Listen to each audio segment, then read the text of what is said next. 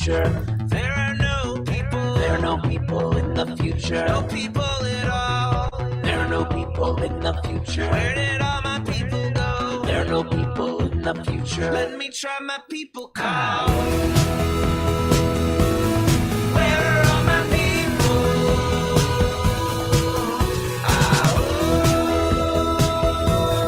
Where are all my people? I guess I'll fly away now. Hey, everybody, welcome. It is Monday, October 17th, 2022. Welcome to Raging Chicken's Out to Coop Live. This is Kevin Mahoney, creator and founder of Raging Chicken. On Out to Coop Live, we talk to progressives, activists, and troublemakers of all sorts right from our own backyard and from across the country. You can join us at the end of the week for our Friday Politics Roundup, where we break down the good, the bad, and the ugly in state and national politics. And you can also check out our once or twice monthly occasional show, The Wednesday Show, with Cyril Michaleko. Cyril, of course, is the editor-in-chief at the Bucks County Beacon, and he joins me to drill down into Bucks County, Pennsylvania, and international politics. You can get all our shows by subscribing to our podcast on Podbean, iTunes, Spotify, or wherever you get your podcasts. Frankly, we're everywhere. You can't get away from us. What can I say? And you can help support this show tonight, just tonight, right now, by becoming a patron for as little as $5 a month. Head on over to patreon.com/rcpress. Or you can help out the show by heading over to our YouTube channel if you're not there already. Smash that subscribe button, like the stream for this show, and hit that notification bell so you know every time that we go live. And for more PA Progressive Talk, you can tune into the Rick Smith Show's live stream at 9 p.m. Eastern on his YouTube channel, Twitter, Facebook, wherever you get a stream, you're going to find Rick there. Head on over to thericksmithshow.com for the latest across all his platforms. And you got to check out the Sisters of the Night Caucus podcast if you haven't already. The amazing PA women stirring the political cauldron behind this podcast rock the house. And they know where the bodies are buried. Yes, make sure to follow them on Twitter at The Night Caucus. That's at The Night Caucus on Twitter. And subscribe to their podcast on Anchor, Spotify, iTunes, or wherever you get your podcasts. And for all you gamers out there, the Game Inn, that's with two N's, the Game Inn is a Quakertown-based black family-owned gaming store. They're friends of the show, and they've got everything from retro N64s, latest consoles, video games for all platforms, collectibles, action figures, Funko Pops, walls of Funko Pops, I kid you not. And like with school back in sessions, kids get discounts when they get A's in their report cards. Come on, it's awesome. And they're the parents of one of my kids' best friends, so come on, get out there and help them out. You can check them out on their Facebook page and follow them on Twitter at @TheGameIn, that's with two N's. If you got a question about a game, looking for something hard to get, shoot them a message or drop them an email at thegameinpa@gmail.com. And a shout out goes to Jonathan Mann, who wrote our intro song, There Are No People in the Future. You can check out all his great stuff on his YouTube page and follow him on Twitter at @SongADayman, two N's, @SongADayman on Twitter. And look, we cannot let Paul Martino and his oligarch friends buy our schools and push extremist politics in our community.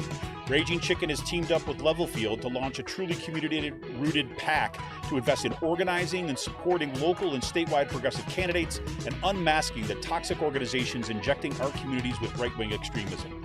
We're putting small dollar donations to work to beat back the power of big money. You can get more information and drop your donation at ragingchicken.levelfield.net. Well, everybody, I know that people have been excited about this tonight. Got lots of emails coming up here. We got a great show for you tonight. On this week's show, I welcome Sharon Ward to the show. Sharon is a senior policy advisor for the Education Law Center, statewide nonprofit legal services and advocacy organization that works to secure quality education for Pennsylvania children with an emphasis on students who are most underserved. She has worked for 30 years inside and outside of government to secure quality schools, affordable health care, and people-serving budget priorities to empower advocates to work for economic and social justice.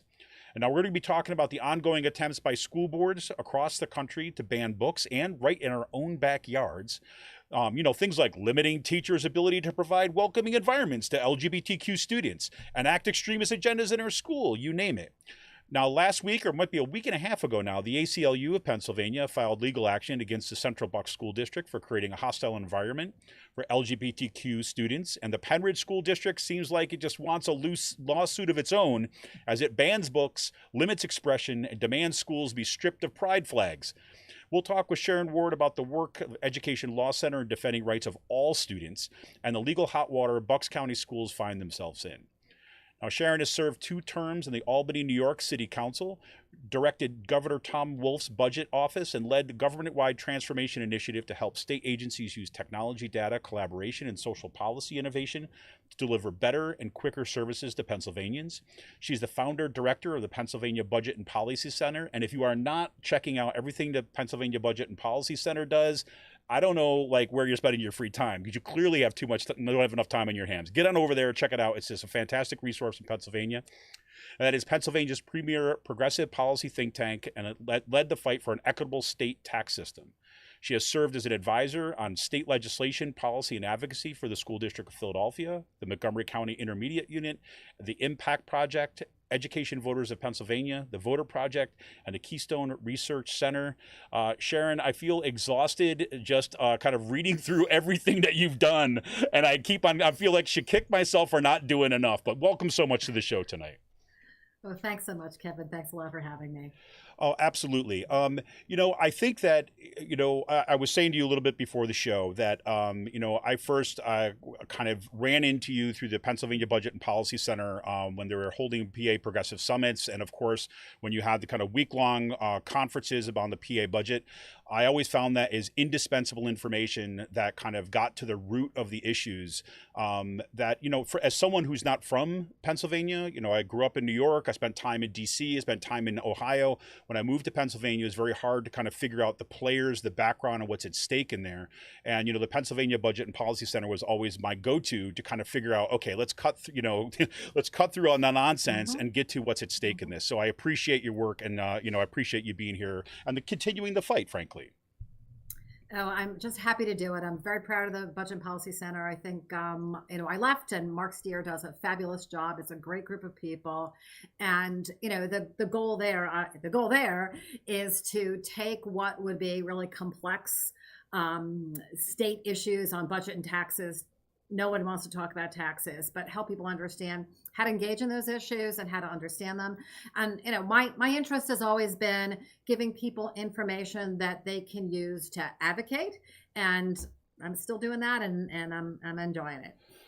Well, it's great. Well, I'm glad you enjoy it, because I think that we need people that enjoy it right now, because it seems like the assaults are coming fast and furious everywhere we look. So before we jump into what we're looking at tonight, specifically on the show, can you talk a little bit about the work of the Education Law Center and the kind of your role within that as a senior policy advisor?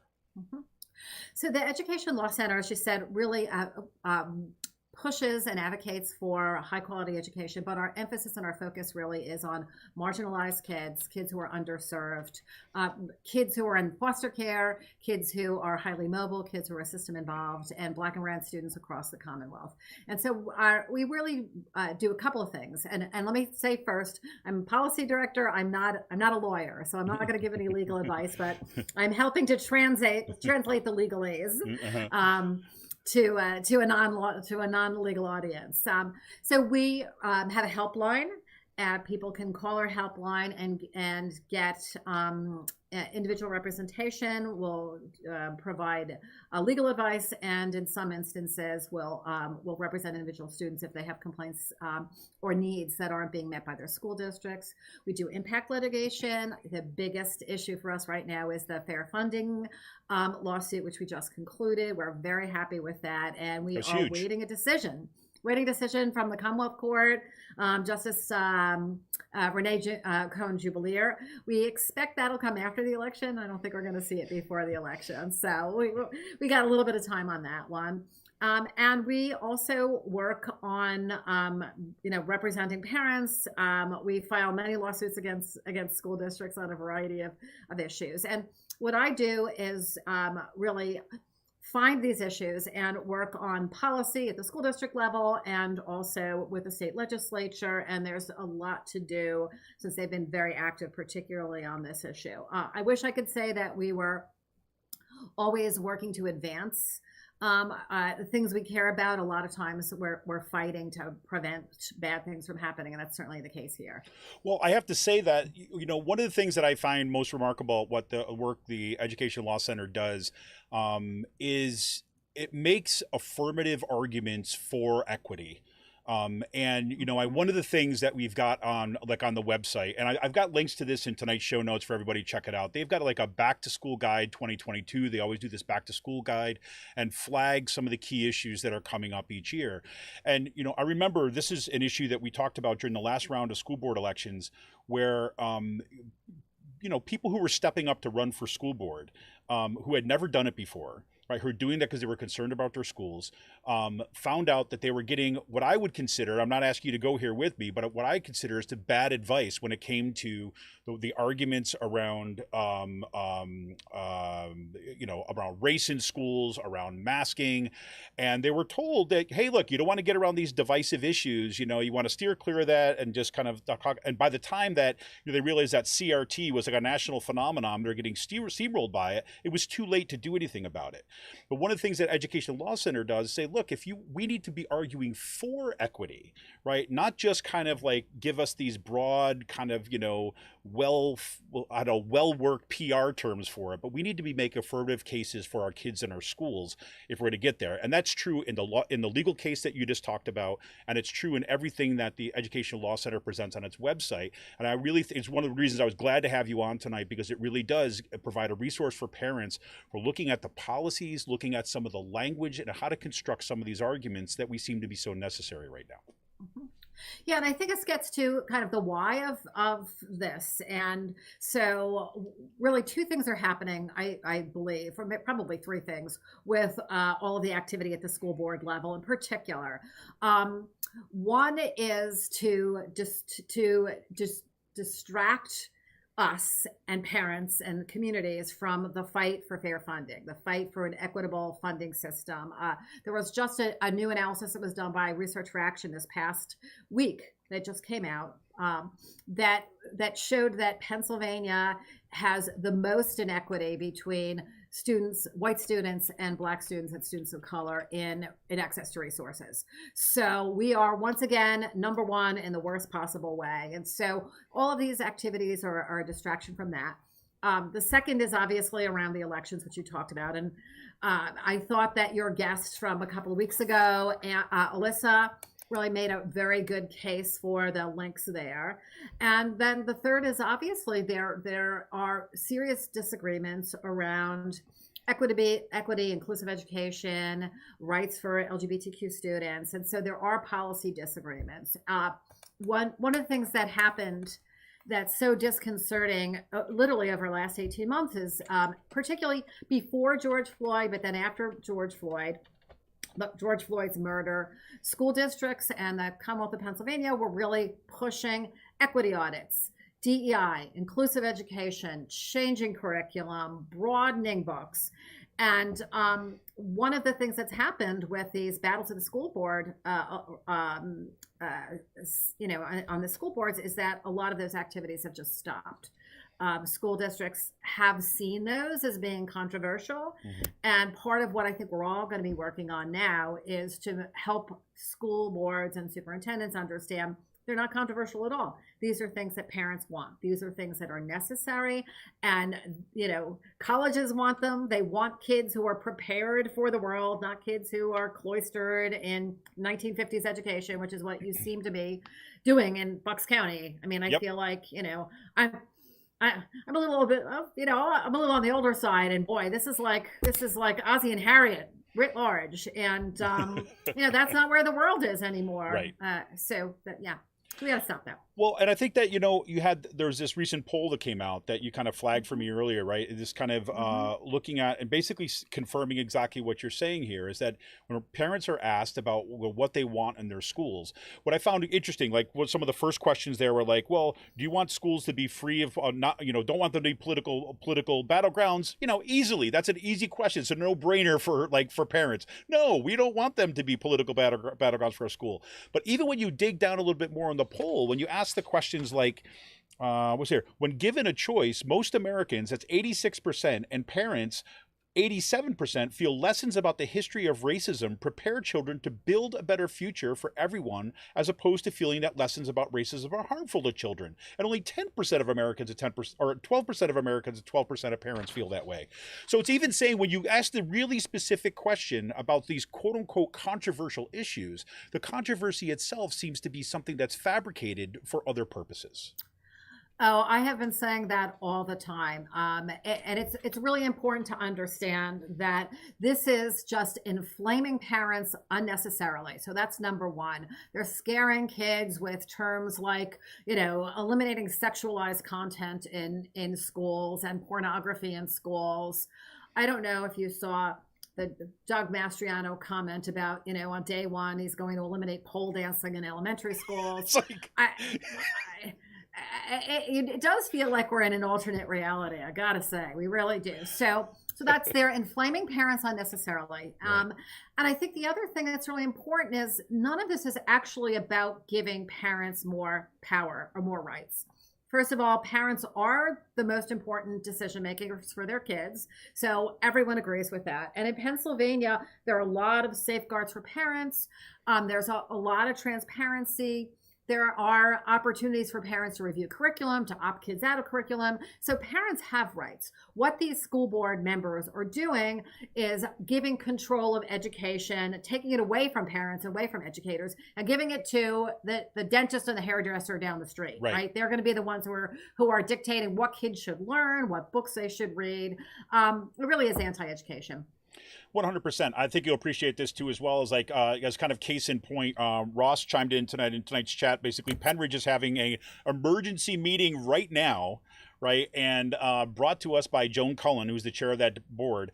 And the emergency meeting is to reduce social studies and history credits. But Ross reports that it seems to have backfired. Students, parents, and teachers are there speaking out. And then he says, Sharon nails it here. Parents see the board slipping back and hurting their students' education. Several parents and students came out and said exactly that tonight at the meeting. So on point to exactly what you were just talking about. Yeah, and I think parents are being, you talked a little bit about being behind when it came to these controversial issues in school boards. And that's absolutely true, because most of the people don't believe that school boards should be involved in these political issues. And there are so many parents, I mean, Ross is one, but there are tons of parents who they're not political necessarily. They just want to do what's right by their kids. They want their kids to fit in. They want their kids to get a good education. They want their kids to feel welcome in their schools. And they're truly heroes. They are really on the front lines, coming out and pushing back against this stuff. But again, the school board members are clearly running this political agenda. Why they want to change graduation requirements? I mean, that's gonna hurt every kid. Yes. There's really, the curriculum decisions. First of all, it's the decisions about graduation requirements are in state law. They're in state regulation. So you are really putting kids' education at risk by allowing them to run roughshod and take whatever new policy is coming out of these right-wing think tanks and pushing it through and making it a new requirement. It's just pretty terrible. It is pretty terrible, 100%. And I think that, some people were pointing out that with some of the proposals at Pennridge to alter what was happening in social studies, it was actually going to put them off cycle for taking AP exams in some of those areas, which you just got to, I mean, if we're at that level, right, where we're actually going out and passing policies that are going to directly harm students in terms of their, future education, I mean, this is really where we're at. It's really incredible. Mm-hmm. So let me ask you, because as you've been, contacted by multiple people, kind of reporting here in Bucks County, about kind of situating what's happening at Pennridge and Central Bucks. And I recognize that there's differences between Pennridge and Central Bucks, but there's lots and lots of similarities, almost as if they have kind of little get-togethers periodically to make sure that they're all on point with the same playbook. But can you kind of walk us in? I mean, one hand, we've got the attack on kind of LGBTQ students. And they, we know the ACLU has just filed this kind of legal action with the federal government, asking them to basically step in here for violation of Title IX, violation of the 14th Amendment. I mean, not your not little small issues here, right? But so you've got that going on. You've got the, this ongoing stuff around equity and how we teach and what we talk about in terms of say race and racism and how we teach history and understand stuff. And then we also got the kind of muzzles that are being put on teachers who are really on the front lines with being the first people to be able to help students who are grappling with some really difficult things in their life. So, I mean, I don't know how to exactly kind of talk about those things together. But I mean, are there what you see as some of the kind of, if you had to tier them of some ways about what seems to be most critical going on right now that needs to be attacked, and how do you see these pieces playing together? So first of all, there is a playbook. Second of all, it's coming. It's been done in other places, and it is a comprehensive review of all these policies. I had occasion to go check out the board policies out of curiosity for an Oklahoma school board, and I just, how you follow a link and then you're down a rabbit hole. There you go. And I just looked at all the policies that they've reviewed over the past 5 years, and that's exactly what we're seeing happening here.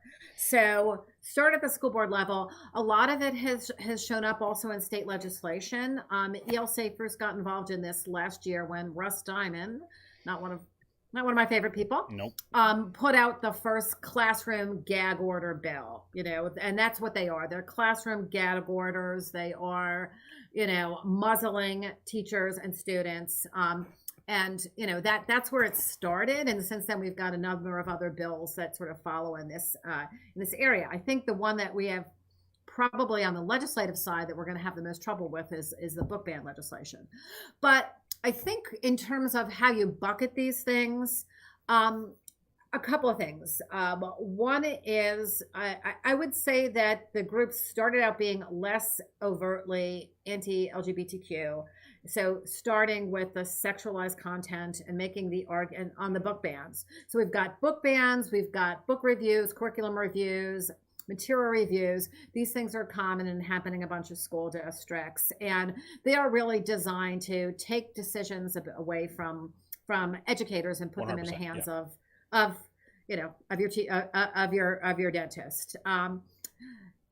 There are, so we've got those set of policies. Then we've got these gag order policies. So we've seen that Central Bucks move right over to Pennridge, a so-called advocacy policy. I mean, those policies said you cannot do partisan electioneering in school. And they completely threw that out the window. So feel free, teachers, to advocate for, politics, for partisanship, because, there's no prohibition on that.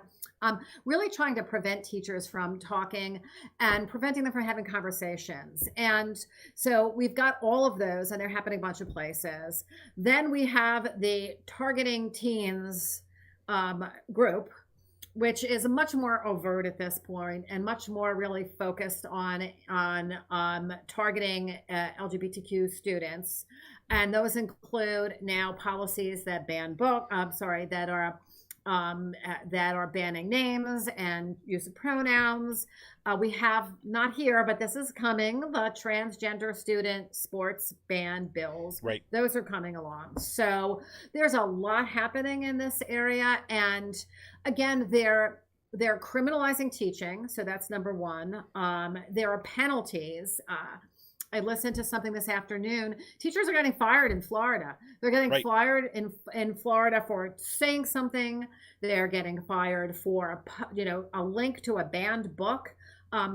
So that's a problem, and it's a problem for so many reasons. But for God's sake, we don't have enough teachers. Teachers are leaving the field. We need professional educators, and this is such a hostile environment for them. We're going to end up with 40 kids in a classroom everywhere across the state because of these attacks. Yeah, and not only will it be 40 students in a class, but they're going to be taught by your dentist too as well. So not only will they be running the school board, but when your dentist retires, they're going to have to pull that same dentist in to kind of like teach the classes because, they're going to have your standardized like curriculum direct from Christopher Rufo's kind of like right-wing kind of network and then drop it right in there so your dentist can kind of like, spit it out. So let me ask you about this. So a couple things, you mentioned this, and this is a line that I've been trying to tease out throughout especially the past couple years. You said that, those book bans are about kind of removing the decision-making from professionals, right? Professional educators, and putting it in the hands of these school boards, which are really kind of like, I would look at them as kind of adjuncts to kind of local right-wing political machines and things like this. But so you have that component about taking stuff away from professionals and making decisions around the book bans. Then you also have kind of drawing what it seems to me a line between teachers and students, right? Making the teachers enemies, right? Supposedly in this narrative, at least that's being constructed, and basically telling that student that you were reaching out to that teacher. The teacher was the sole person that you had to touch. Now you're no longer going to be able to do that. And the parents are demonizing those teachers. And at the same time, we had Paul Martino, our kind of right-wing funder extraordinaire in Bucks County. He showed up at a Central Bucks school board meeting. I believe it was in the spring. And this was after the kind of that round of elections and things. He basically said, okay, and then now I want you two Democrats who were just basically endorsed by PSEA, right? You're going to have to excuse yourself from any future contract negotiations because you were endorsed by them and you're biased. So then you have to excuse yourself from there. And I see that as like, there's the third, like a third round of attacking teachers and attacking any kind of teacher authority or professional expertise in the classroom. I mean, and all of those put together seem to point directly towards the playbook that we've been seeing since I remember, like, when the ALEC playbook started being, uncovered back in 2009, 2010, basically targeting public schools, right, and the public funding of public education, right, as the key target, and that was seen as a target for privatization and the removal of public accountability. I mean, I don't know if I'm going too far down my own rabbit hole here. Nope. What do you think about that? So I really see this as it can be both the thing and it can be another thing. And it is both the policies, but they are also being pushed to advance a goal of privatization. This is all about school privatization, being funded by school privatizers. They want to scare the American public. They want to scare parents. They don't want them to go to their public schools anymore. So there's that. There is also the issue that you've talked about, that the teachers' unions are very important and very powerful. They play an important role in our political system, and and there is an attempt to delegitimize them and get them out of this process, and that would just leave an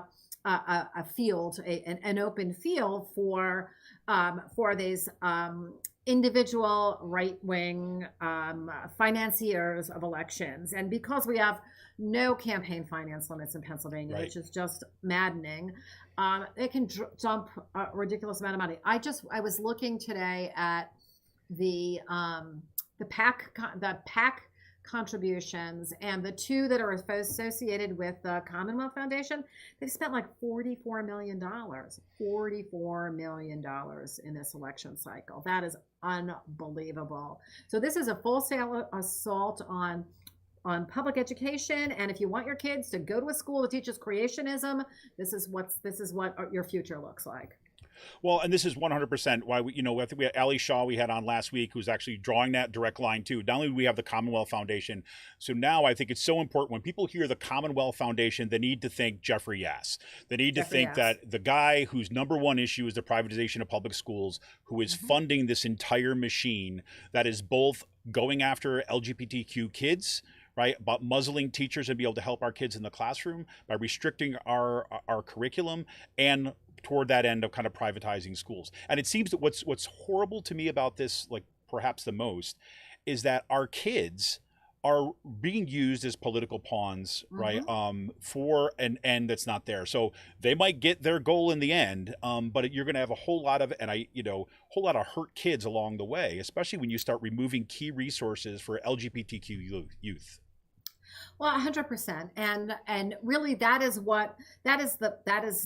the biggest problem here, is that kids are just, they're being mowed down. They are just fodder in this. If you look at the Don't Say Gay bill that we have, which is more restrictive than Florida's, right? More restrictive than Florida's. And it means that a parent can sue a teacher for talking to a kid. I mean, this is literally legislating that kids have to talk to their parents, or else we're going to sue their teachers. And it hurts kids. Kids need trusted adults to talk to. And they could be the coach, they could be the librarian, they can be whoever it is in the school building, but they need to form a connection with an adult. And, the adults help them manage things. They help them get through conversations. In fact, they help them to manage the kind of conversations that you want to have with your parents. So you're just creating a terrible environment for kids, leaving them out on their own, leaving them without any adults to help support them. So it's really terrible, and that's what we're going to see. We're going to see a worse environment for kids and worse mental health problems for our kids. Well, and I saw this is precisely like one of those issues that came up in the Central Bucks School District, right? Where you had a student who basically said, and you had a teacher who said to that student, hey, listen, here's some resources for you to go to, right? A student who was coming forward, kind of coming out and I don't know all the details of the case, right? All the but basically kind of coming out, seeking out a trusted adult, exactly as you said, right? And a teacher that they trusted. And that teacher responded to them, because that's what teachers do, and then said, hey, listen, this is not, my specialty or whatever, but I know here's some resources where you can go that can help you think through these questions, that put you connected to the people that can help you work this stuff out. Especially when we know there's literally a suicide and mental health crisis among LGBTQ youth, right? Especially when they're kind of put in this kind of firing line. So it's about taking teachers like that one out of the picture and leaving those kids hanging out to dry. 100%, and making the kids targets for bullying, giving them no form of support whatsoever. And there's just no way this is good for kids at all. It's just terrible. So let me ask you this about, I know you said, you're not a lawyer, everybody out there hearing that, right? But given the ACLU's legal filings right now, and some of the stuff the Education Law Center is drawing attention to, where do you see the kind of legal jeopardy for these schools? Are they in any kind of serious legal jeopardy? These claims about in the violation of Title IX, the violation of the kind of 14th Amendment, are these schools don't seem to be too scared by that for some reason. And it seems to me that they should be, because these are major educational issues that I think that the federal government may indeed have some sort of investment in. Sure. So I think it's fair to say that Central Bucks and Pennridge do not apparently care how much money they spend on lawyers. That's clear. I think it is the case in other school districts where they will look at this and decide they do not want to wade into this controversy at all. So I think there are obviously a couple of things. There are First Amendment claims. There are 14th Amendment claims. There are, the rights of transgendered students, both from the standpoint of using their names and pronouns and also on the sports side. There is a growing body of case law that supports students' rights, that says that, discrimination based on sexual orientation or gender identity is sex-based discrimination. The U.S. Department of Education says we have a Supreme Court ruling. We are going to rigorously enforce that Supreme Court ruling. So that's what you've got. And I think that's one of the reasons that has ramped up some of the Pennsylvania Family Institute and their law firm, because these, the courts have ruled, even in places like West Virginia, that students have rights. So I think parents should understand that. Don't believe this stuff. They shouldn't believe that they don't have power over their kids' education, because that is very clearly written in Pennsylvania law. Parents have a lot of decision-making power and a lot of transparency there. On the First Amendment claims are a little bit harder. They're a little bit harder, more so for teachers. Teachers actually don't have as many First Amendment rights as you would think, but students certainly do. So we have that. Title IX does, I mean, it's just the legal, don't trust the legal claims that come out from the other side. I think I think that is my blanket advice. I don't give legal advice, but I would say don't trust their legal claims. The Education Law Center has now a bunch of all of the letters that we've written on all of these issues are on our website. They go through chapter and verse. The legal arguments against the school board's policies in Pennridge and Central Bucks. So people should use them freely, share them. They're good, solid law. And, again, I think we're doing this in part to put the school boards on notice, but we're also doing this to help parents understand that, yes, your child's rights are being trampled. Yes, your rights are being trampled. And so you do have the law on your side in many of these policy discussions, and just keep bringing that out and, talking about that at your school board level. And I think it will scare off a lot of other school boards. Well, and it seems to be the kind of tools that I think parents and community groups that have been organizing, pushing back. I look at perfect thing for a reading group, right? Let's pick up one of these policy things and sit around and kind of walk through how we're going to take this into the next school board meeting. Emily just kind of chimed in and said, yeah, you know what? Maybe every time we go to the school board meetings that we should also be mentioning Jeffrey Yass's name, just so that it kind of gets in the news every single time.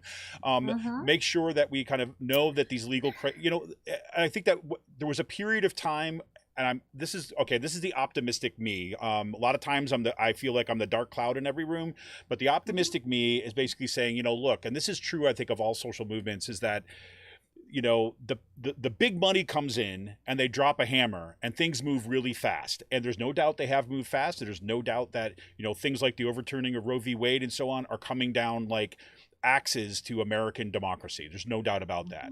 And social movements tend to be a little bit slower in terms of their response and building this and building up this thing. But ultimately, when you have the power of numbers and people are educated about this and can strategize effectively, they win, right? And again, it's not guaranteed, but there seems to be that moving in that direction. The fact that, school board, people are showing up to school board meetings and they're coming armed with, information, background, and kind of an understanding of what this playbook is all about. So I look at these kind of, skills that I think is absolutely critical. Sorry. No, I think you're absolutely right. And so I think for parents, it's going to be really important to look at the poll. The polling data is clear. Most parents do not want politicians to build their political careers by trampling on teenagers. They don't want that. So you have other parents feel the same way as you do. You should feel empowered. Secondly, please do talk about the fact that they're trying to change the topic from making sure that schools are fully funded and adequately funded. And so reminding them that that's their job and that schools need to be fully funded. And, I think the third thing is not being afraid to say, yeah, we think it's important to teach the history of racism. Yeah, we think it's important to not, bury conversations of slavery and Reconstruction. Yes, we believe that our LGBTQ kids should feel safe in our schools. I think all of those things are right, and they are also the views of most parents. So we are really in the mainstream, and they are really the extremists. 100%. Just so everybody knows, I just dropped the direct link to the poll info that we're just talking about into tonight's chat. You can check that out. It will also be in tonight's show notes. That's a great place to start. Here's the data, right? That's a great way to walk into a school board meeting. All right, here's the data. And one of the things that's always important to know is that, and I think people have picked up on this, is that yes, you have to go up and you're speaking to the school board, right? And you're letting them know what goes on. But part of what we're doing is that we're talking to everybody else in that room too, right? The more that we share the data, the more that we share the arguments, the more that we have people going on, we're educating the community ourselves through those kind of interventions, which is critical. So Sharon, because I know we're kind of running up on it here. So one of the things I definitely don't want to leave tonight without talking about where do we go from here, and some of the important resources for people. We've already talked a little bit about some of the things that are available on the Educational Law Center's website. That is www.elc-pa.org. Again, the link is in the show notes, but there it is right there. You talk about some of the resources. I personally, like I've mentioned this already, that back to school guide I find just absolutely fantastic. But there's also a series of other resources on the webpage and some other organizations that seem to be kind of taking this fight directly into the school board. So where should folks look to go? What directions can we point them? So a couple things. One is I do want to flag the back to school guide, and it's very much for parents, and it's about dealing with a lot of kind of the aftermath of this. What we are seeing and we'll continue to see is a lot of bullied kids. If you've got an LGBTQ student, then you should read our guide about what your rights are, because that's going to be very important. Bring that with you when you go into a meeting with teachers, principals, administrators. So a couple of other things. There are obviously you've got this great parent coalition in Bucks County. You've got the Advocates for Inclusive Education that is really doing a wonderful job with resources. They're great, so I would definitely go to their website. We have a new state coalition that's forming with a bunch of groups that are working on this. Some with school boards, some with legislation, and then some also around school board education and elections, which we're not working on, but there are other groups that are working on that. And they have a series of trainings that will start. And part of it will be the Education Law Center talking about what school boards can't do.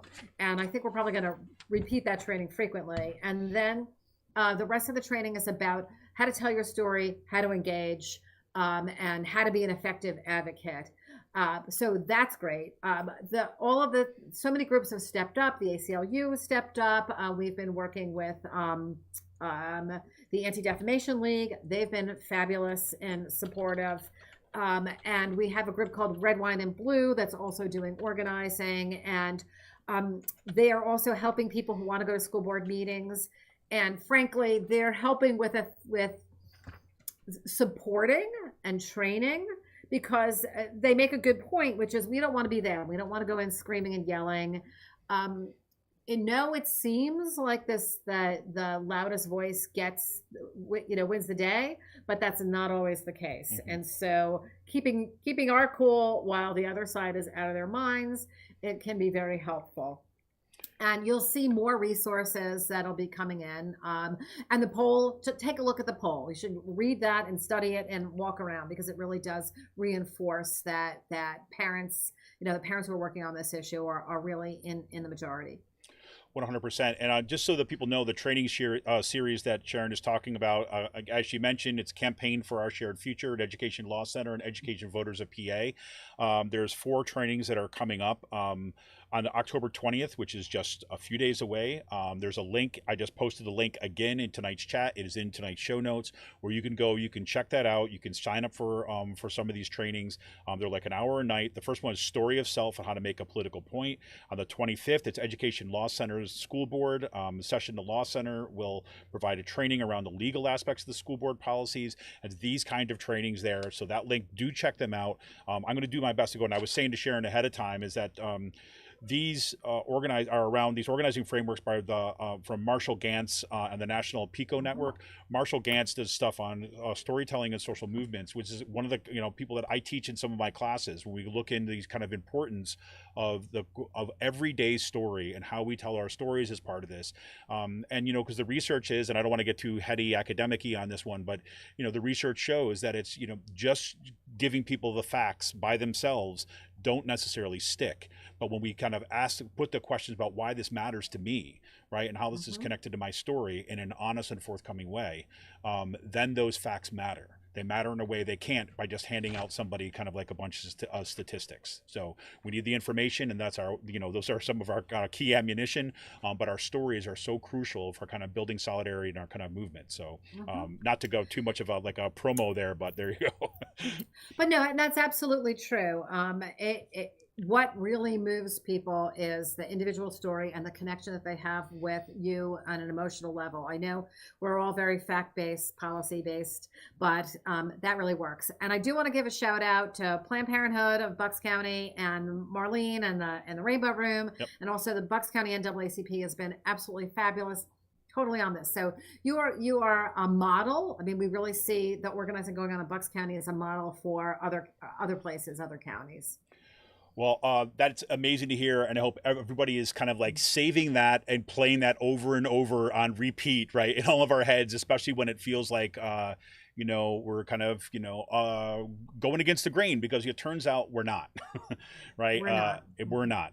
We're with it, and part of the work that has been going on, the organizing, everyone in the show tonight, everyone that's been showing up in those board meetings, everyone who's out knocking doors, not just around election time, but has been there all throughout the year. You all are really the kind of, the critical key to winning these battles. But so Sharon, you have any kind of final words for folks who are kind of out there kind of fighting these fights as we kind of move forward? Well, so I think a couple of things. One is we have had a good backstop in Tom Wolf around not advancing any bad legislation. And I think that, we have to look at what the gubernatorial candidates are going to do on this, but we're hopeful that we have a good backstop next year. But we do expect this legislation to move forward. Next year is going to be a tough year. Obviously, there's school board elections, so we're going to see a lot of this happening. And so so there's that. And then it may feel like you're losing, but you're not losing. This is going to be a long fight. But, I think it's important for folks to stay in it. The law is on your side. I think we have the correct moral position, and we are in the mainstream. So hang with this, and I believe we will prevail. 100%. Well, Sharon, I appreciate you so much for coming on tonight, and I appreciate all the work that you've been doing. I mean, especially, it's really been bolstering the work that you've done, that, we've seen you kind of reported on and kind of interviewed in local newspapers on this. One of the voices that people are able to turn to and have been super, super encouraging. And I also kind of, appreciate the work that you've kind of, been out in front for a long time now, kind of really fighting the good fight in a way that I think serves as a model for all of us, right? That it's just staying in it, keep on going. And man, if I could keep that kind of that joy that you have for the work, that's so critical. That's so critical. Well, yeah, let me give it just a shout out to our lawyers. Maura McInerney is our legal director. Christina Moon has been writing a lot of these letters. Kind of got dragged into this, but this is something that's really at the core of what ELC does. Ashley Giles Perkins, who's another one of our attorneys, they are working nights and weekends, trying to be as helpful to parents as possible, and we are happy to continue doing that. So just keep us in mind, and we're always looking at new ways to fight this battle with you. 100%. Well, lots of thank yous coming your way in chat tonight, Sharon. People really appreciating the work you're doing. And we appreciate all the work that you are doing, everyone out there in chat and beyond tonight. So we look forward to it. We're not going anywhere, and I know that you're not. So Sharon, I appreciate you so much for coming on tonight. And we'll be following everything together, every step of the way. Thanks for the invitation. Really appreciate it. Oh, you got it. Well, everybody, see this? This is like confirmation of the amazing work that you all are doing, and I'm so thrilled having Sharon come on tonight and kind of say exactly that. Thank you so much. We will be back on Friday for our Friday Politics Roundup. Next Monday, we may get a recorded show next Monday. Is a question about whether or not I'm going to be able to be back kind of in this chair during the time for the show, but I'll keep you posted on that. I want to thank everybody for all the work that you're doing. Thank Sharon, and thank everybody at the Education Law Center for all the work they're doing, and everyone for the fight. All right, everybody, we're going to call this an evening, and I am feeling great. I got to say it. This is kind of, we're not going to leave this on a down note tonight. We're going to leave this on a super positive note, and there you go. All right, everybody, back to it. Let's get in the fight. This is Kevin Mahoney, editor and founder of Raging Chicken. Help support us. Head on over to patreon.com/RC Press tonight. You got it, everybody. We'll see you out there in the streets. We'll see you online. Let me try See my people ya! out.